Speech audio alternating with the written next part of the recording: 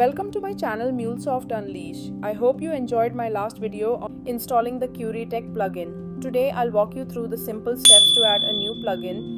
CurieTech AI makes installing a new plugin simple and straightforward. Steps to install a new plugin. In Anypoint Studio, go to Help Install New Studio. Paste the plugin link provided. Click CurieTech AI. Then click Next. Follow the on-screen instructions, clicking Next to proceed through each step. Accept the license agreement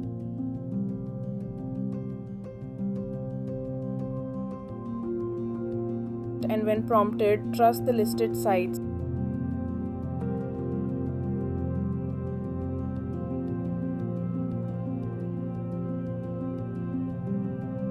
Once the download is complete, restart Anypoint Studio.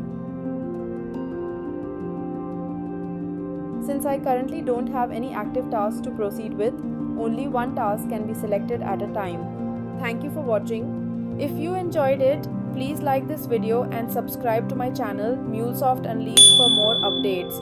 And don't forget, drop a comment if there's something specific you'd like me to cover in the next video.